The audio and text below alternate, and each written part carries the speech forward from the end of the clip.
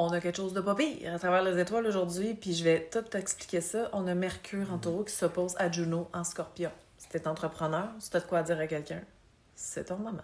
By the way, si tu veux participer à l'atelier au niveau des planètes conscientes et inconscientes complètement gratuit, tu vas tellement comprendre de choses sur toi-même, commente atelier, puis je vais t'envoyer le lien pour t'inscrire. C'est le 27 mai.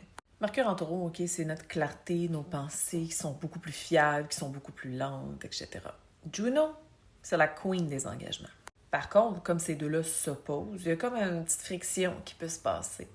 C'est juste de faire en sorte de bien penser, de bien analyser ce qui se passe autour de nous, puis de s'assurer que ça nous crée une sécurité, bien évidemment, et que c'est fiable, ok? Que nos pensées sont fiables.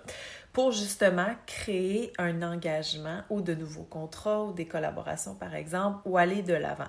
Par contre, ça reste que c'est une opposition, puis ça peut quand même nous déstabiliser d'aller vers l'autre, justement, pour créer la conversation, puis de créer ce vers quoi on voudrait aller dans la relation ou dans la communication en général. Tu sais, ça reste que Mercure en Taureau est genre, voyons, ça va bien, là. Pourquoi qu'on remet tout en question? Mais c'est ça. On doit remettre en question parce que Juno Scorpion, elle veut faire en sorte qu'on se pose des questions à soi-même dans notre propre relation intime aussi, qu'on se mette en analyse pour qu'on se déstabilise un petit peu.